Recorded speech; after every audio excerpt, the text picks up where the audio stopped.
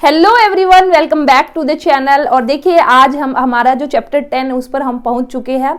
9 chapter हमने complete कर लिए हैं। अगर मैं बात करती हूँ क्लास 11th बिजनेस स्टडीज का सिलेबस है वह हमने स्टार्ट किया था। और देखिए टोटल आपके 11 चैप्टर है। अगर मैं एनसीईआरटी की बात करती हूँ तो एनसीईआरटी के अकॉर्डिंग आपके 11 चैप्टर है, क्योंकि एनसीईआरटी में आपका एक चैप्टर है, चैप्टर नंबर 7, जो कि फॉर्मेशन ऑफ अ कंपनी, वो अलग से गिवन है।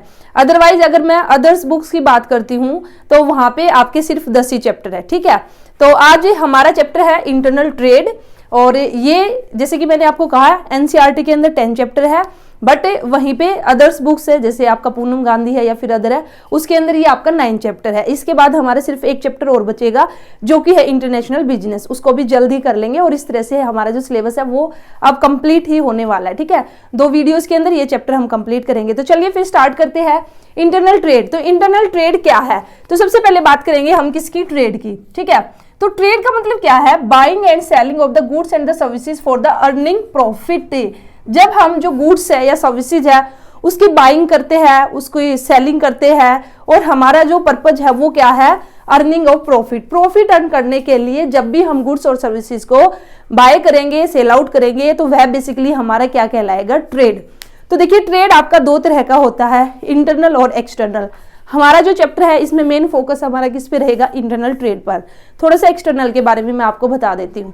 इंटरनल ट्रेड का मतलब क्या है, इंटरनल का मतलब क्या है, अंदर। ठीक है, इट मीन्स जब हम ट्रेड करते हैं विद इन अ कंट्री, एक कंट्री के अंदर रहते हुए ही हम ट्रेड करते हैं, तो उसको हम बेसिकली क्या बोलते हैं, इंटरनल ट्रेड, या फिर हम उसको इनलैंड ट्रेड भी बोल सकते हैं, और उसको हम होम ट्रेड भी बोल सकते हैं, और उसको हम डोमेस्टिक ट्रेड भी बोल सकते हैं।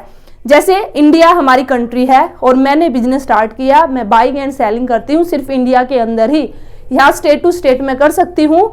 ठीक है, एक स्टेट से दूसरे स्टेट के साथ, जैसे हरियाणा पंजाब के साथ, राजस्थान के साथ कर सकती हूँ, लेकिन है तो कंट्री के अंदर ही ना, एक ही कंट्री के अंदर है। तो ये बेसिकली मेरा क्या कहलाएगा, इंटरनल ट्रेड। वहीं पे जब मैं बात करती हूँ एक्सटर्नल ट्रेड की, तो एक्सटर्नल का मतलब क्या है, बाहर जाना। जब हम अपनी कंट्री से बाहर निकल के ट्रेड करते हैं, बाहर निकल के करने का मतलब क्या है, जब हम अपने जो कंट्री की बाउंड्री है उसको क्रॉस करके जब हम ट्रेड करते हैं तो उसको हम कहेंगे एक्सटर्नल। मतलब कि जब हमने एक दूसरी कंट्री के साथ ट्रेड किया, इंडिया ने अमेरिका के साथ ट्रेड किया, इंडिया ने रसिया के साथ ट्रेड किया, ठीक है, इंडिया ने चाइना के साथ ट्रेड किया, तो ये किसके अंदर आएगा, आपका एक्सटर्नल ट्रेड के अंदर। तो एक्सटर्नल ट्रेड में बेसिकली हमारा क्या आता है, जिसे हम एक्सपोर्ट करते हैं, इंपोर्ट करते हैं। ठीक है, तो ये हमारा क्या कहलाएगा, एक्सटर्नल ट्रेड। लेकिन हमारा चैप्टर क्या है, इंटरनल ट्रेड। तो एक बार डेफिनेशन भी हम देखते हैं। इंटरनल ट्रेड को हम और क्या क्या बोल सकते हैं, होम ट्रेड बोल सकते हैं, इनलैंड ट्रेड बोल सकते हैं, और एक नाम और क्या है, डोमेस्टिक। ठीक है, डोमेस्टिक ट्रेड का मतलब भी क्या है, बेसिकली इंटरनल ट्रेड। तो इंटरनल ट्रेड की डेफिनेशन यहाँ पे क्या है, trade which take place within the geographical border of a country. जब एक कंट्री के जियोग्राफिकल बॉर्डर के अंदर, it means within the country, country की बाउंड्री के अंदर हम जब भी ट्रेड करते हैं तो वह बेसिकली क्या कहलाएगा, इंटरनल ट्रेड। तो इंटरनल ट्रेड में हम बेसिकली जो पेमेंट करेंगे वो किस में करेंगे, इन द होम करेंसी। जो हमारी होम करेंसी है रुपीज, उसमें ही हम क्या करेंगे, पेमेंट करेंगे। No custom duty is involve, तो किसी भी तरह की जो कस्टम ड्यूटी वगैरह है वो आपकी इन्वॉल्व नहीं होगी। तो अब हम बात करते हैं टाइप्स ऑफ इंटरनल ट्रेड की भी। इंटरनल ट्रेड भी तो अलग अलग तरह का होगा ना, तो कौन कौन सी टाइप्स है, तो यहाँ पे हमारी 2 टाइप है, होलसेल ट्रेड और हमारा रिटेल ट्रेड। ठीक है, तो होलसेल ट्रेड हमारा कौन सा है, देखिए होलसेल ट्रेड में हम क्या करते हैं, जब हम एक लार्ज क्वांटिटी में परचेज करते हैं सामान को, ठीक है, बल्क में जब हम परचेज करते हैं सामान को, तो उसको हम क्या बोलते हैं, होलसेल ट्रेड बोलते हैं। वहीं पे रिटेल ट्रेड का मतलब क्या है, जब हम एक स्मॉल क्वांटिटी में हम परचेज करते हैं, ठीक है, तो वो हमारे किसके अंदर आएगा, रिटेल ट्रेड से। तो जो रिटेलर्स है, ठीक है, जो रिटेल ट्रेड करते हैं, जो भी रिटेल में व्यापार करेगा, रिटेल ट्रेड करेगा, वो रिटेलर्स कहलाएगा। और जो होलसेल में ट्रेड करेगा तो वह पर्सन बेसिकली क्या कहलाएगा, होलसेलर कहलाएगा। तो एक बार यहाँ पे डेफिनेशन देखते हैं, होलसेल ट्रेड का मतलब क्या है, wholesale trade refers to buying and selling of the goods and the services in large quantity. ठीक है, मैंने क्या बात की, जब लार्ज क्वांटिटी में हम जब भी गुड्स और सर्विसेज है उसकी बाइंग या सेलिंग करेंगे फॉर द पर्पज, और हमारा पर्पज क्या है, ऑफ रीसेल और intermediate intermediate use, intermediate use के लिए, या फिर हमने लार्ज क्वांटिटी में हमने क्यों परचेज किया कि हम उसको फिर से रीसेल करेंगे, तो वह किसके अंदर आएगा, हमारा होलसेल के अंदर। ठीक है, यहाँ पे basically bye in the bulk from the manufacturer, wholesaler में क्या होगा कि जो होलसेलर पर्सन होगा वो क्या करेगा, बल्क में लार्ज क्वांटिटी में मैन्युफैक्चरर से खरीदेगा और sell in the small lots to the retailers, और फिर जो होलसेलर है वो क्या करेगा, उसने मैन्युफैक्चरर से खरीद लिया लार्ज क्वांटिटी में, और फिर जो रिटेलर्स है उसको स्मॉल क्वांटिटी में वो सेल आउट करेगा। तो यहाँ पे होलसेलर ने भी किस पर्पज से यहाँ पे खरीदा, रीसेल पर्पज से। होलसेलर ने क्या किया, मैन्युफैक्चरर से खरीदा और फिर उसने किसको रीसेल किया, रिटेलर्स को, और रिटेलर्स फाइनली किसको सेल आउट करेगा, कस्टमर को। ठीक है, तो यहाँ पे चेन हमारी क्या बनेगी, तो जो होलसेलर है वो किसके बीच में आएगा, होलसेलर आएगा रिटेलर्स और मैन्युफैक्चरर के बीच में, क्योंकि होलसेलर ने क्या किया, मैन्युफैक्चरर से सामान खरीदा और फाइनली किसको दिया, रिटेलर्स को दिया, और फिर बाद में रिटेलर्स किसको देगा, कस्टमर को। ठीक है, वहीं पे अगर मैं बात करती हूँ रिटेल ट्रेड की, तो retail trade refers to the sale of goods in small lots to the final consumers. तो भाई रिटेलर्स क्या करेगा, बिल्कुल छोटी छोटी क्वांटिटी में फाइनल जो कंज्यूमर्स होगा भाई, अल्टीमेटली जो उस प्रोडक्ट को कंज्यूम करेगा, जो उसका यूज करेगा, उसको सेल आउट करेगा, तो वह बेसिकली हमारे क्या कहलाएगा, रिटेल ट्रेड कहलाएगा। ठीक है, they deal in a variety of the product. देखिए अगर रिटेल ट्रेड की बात करती हूं मैं, तो उसमें यहाँ पे जो रिटेलर्स होंगे वे डिफरेंट वेराइटी ऑफ प्रोडक्ट में डील करते हैं। ठीक है, फॉर एग्जाम्पल आपके पास में कोई शॉप है, ग्रोसरी शॉप है या जनरल स्टोर है, आप वहां पे गए तो वहां पे आपको हर एक सामान मिलेगा। आपको साबुन खरीदना, साबुन ले लो, मैगी खरीदनी है, मैगी ले लो, चॉकलेट, टॉफी, ठीक है, चीनी, पत्ती, कुछ भी, चाय पत्ती, तो आप कुछ भी ले लो, तो वहां पे आपको डिफरेंट वेराइटी ऑफ प्रोडक्ट है। ठीक है, वेराइटी ऑफ प्रोडक्ट में बेसिकली जो रिटेलर्स है, जो रिटेल ट्रेड है वो डील करता है। लेकिन अगर मैं होलसेल की बात करती हूं तो वहां पे लाइन ऑफ प्रोडक्ट में, वो एक ही लाइन ऑफ प्रोडक्ट में क्या करेगा, डील करेगा, क्योंकि होलसेलर में क्या है कि भाई वो एक लार्ज क्वांटिटी में एक ही प्रोडक्ट है उसको खरीदता है और फिर आगे जाके उसको फर्दर रीसेल उसको करता है। तो यहाँ पे अगर रिटेल ट्रेड की बात करती हूं तो इसमें जो चेन बनी, क्या बनी, जो रिटेलर्स है उसने किससे खरीदा, होलसेलर से खरीदा, और फाइनली और लास्ट में हमारा जो फाइनल कंज्यूमर है, जो कस्टमर है, उसको सेल आउट किया। ठीक है, तो ये हमारी दो टाइप्स का है इंटरनल ट्रेड, होलसेल और रिटेल। अब देखिए, अब हम बात करेंगे service provided by the wholesalers. तो जो होलसेलर्स है वो सर्विस प्रोवाइड करता है, किस किस को सर्विस प्रोवाइड करेगा, to the manufacturer and to the retailers. तो बात करेंगे कि जो होलसेलर है वो मैन्युफैक्चरर को कौन कौन सी सर्विस देगा। तो देखिए कौन कौन सी सर्विस देगा मैन्युफैक्चरर को helps in large scale production. तो भाई होलसेलर्स है, उसने मैन्युफैक्चरर्स की हेल्प की, किसमें हेल्प की, लार्ज स्केल प्रोडक्शन में। क्यों, मैन्युफैक्चरर क्या करेगा, एक लार्ज स्केल पे प्रोडक्शन करेगा। ठीक है, अगर उससे होलसेलर अगर नहीं खरीदता तो क्या मैन्युफैक्चरर है वो एक लार्ज स्केल में प्रोडक्शन करता, जी नहीं। ठीक है, होलसेलर उससे खरीदता है, तो इसी वजह से जो मैन्युफैक्चरर है वो एक लार्ज स्केल पे क्या करता है, प्रोडक्शन है उसको प्रोड्यूस करता है। तो इस तरह से जो होलसेलर है वो मैन्युफैक्चरर को हेल्प करेगा, ये जो फर्स्ट पॉइंट है। सेकेंड है helps in the distribution. Manufacturer है, उसने तो एक लार्ज क्वांटिटी में जो प्रोडक्ट है उसको प्रोड्यूस करके रख दिया, लेकिन उसका जो प्रोडक्ट हुआ है उसका डिस्ट्रीब्यूशन है, उसका डिस्ट्रीब्यूशन कौन करेगा। अब वहां से मैन्युफैक्चरर से क्या लेगा, होलसेलर है वो सामान खरीदेगा, फिर वो रिटेलर्स को देगा और रिटेलर्स अल्टीमेट किसको देगा, कस्टमर को। तो इस तरह से यहाँ पे जो प्रोडक्ट है उसका डिस्ट्रीब्यूशन होगा। नेक्स्ट है एक्सपर्ट ओपिनियन। आप देखिए जो होलसेलर है, होलसेलर किससे के साथ डील करता है, रिटेलर से। रिटेलर किसके साथ डील करेगा, कस्टमर से। तो कस्टमर की क्या डिमांड है, उसको किस तरह का प्रोडक्ट चाहिए, वह कस्टमर रिटेलर्स को बताएगा, रिटेलर्स किसको बताएगा, होलसेलर्स को, और लास्ट में होलसेलर फिर किसको, मैन्युफैक्चरर को बताएगा। और इस तरह से होलसेलर है वो मैन्युफैक्चरर को एक एक्सपर्ट ओपिनियन देगा कि भाई इस तरह के प्रोडक्ट की डिमांड की जा रही है, आप इस तरह का जो प्रोडक्ट है उसको मैन्युफैक्चर कीजिए। नेक्स्ट है हमारा रिस्क शेयरिंग।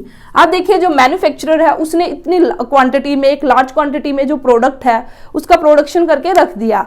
अगर यहाँ पे जो होलसेलर अगर उसको नहीं खरीदता तो यहाँ पे जो मैन्युफैक्चरर है उसका रिस्क यहाँ पे रहता, चोरी भी हो सकती है, आग भी लग सकती है, जो सामान है उसका जो मार्केट प्राइस है वो भी गिर सकता है।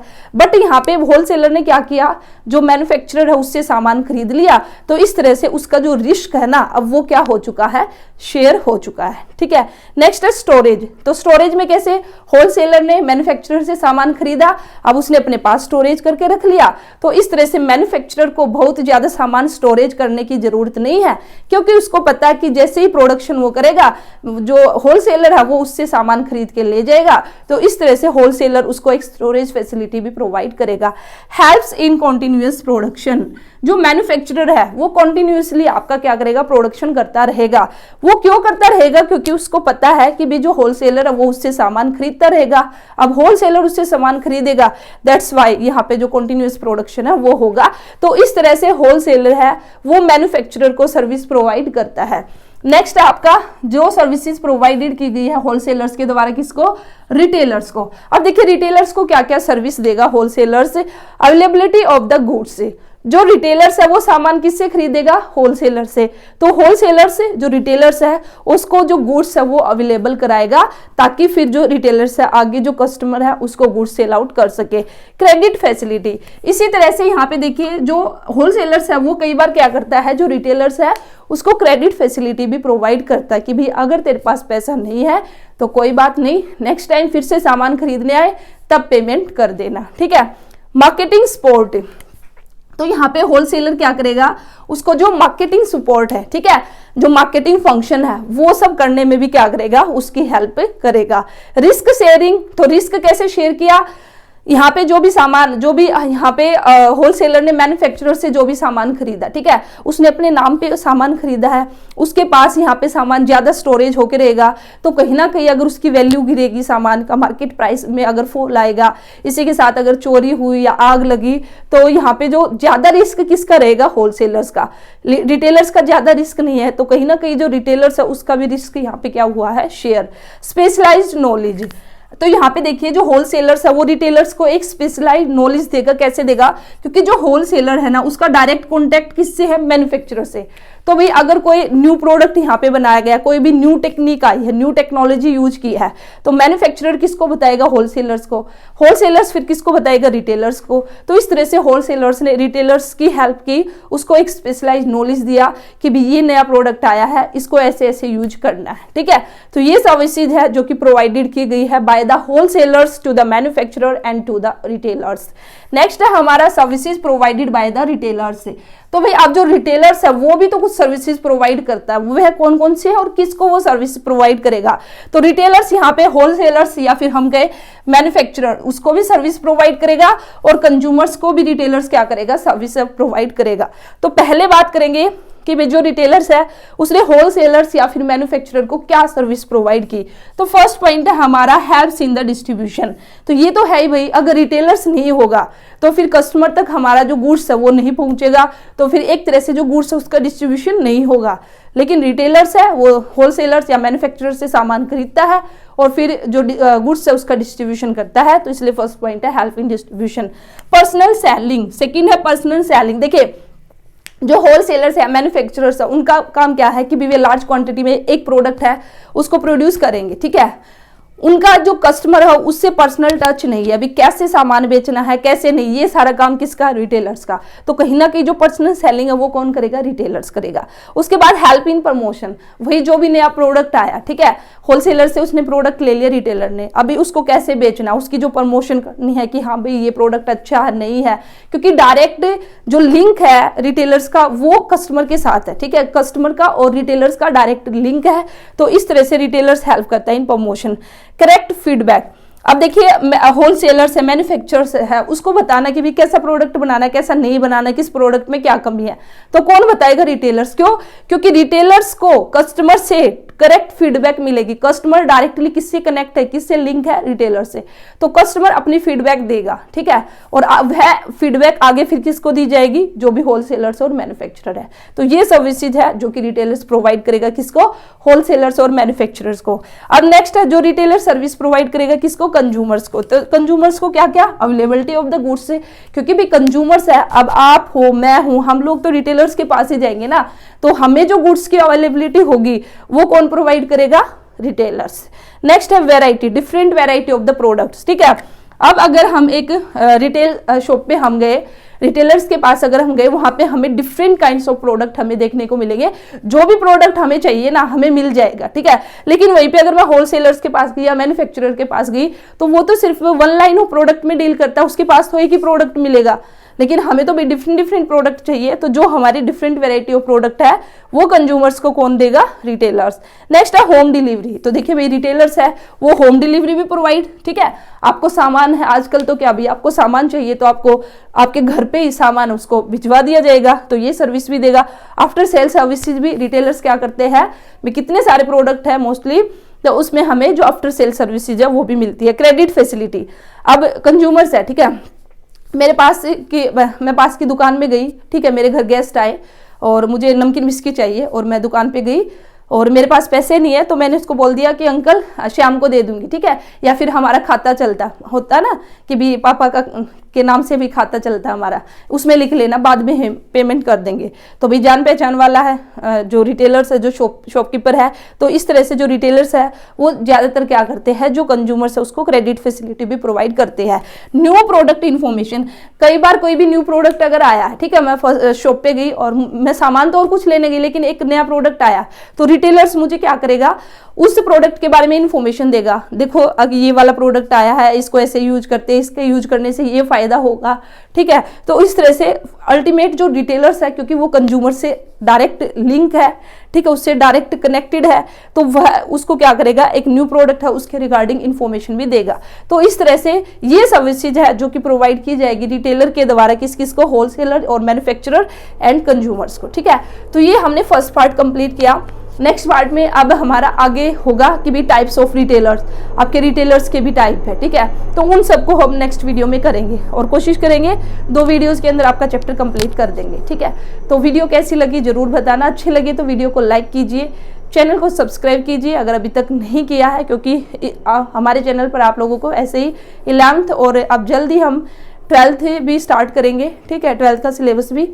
तो चलिए फिर मिलते हैं नेक्स्ट वीडियो में। किसी का कोई डाउट हो तो कमेंट सेक्शन में पूछ लेना। Thank you.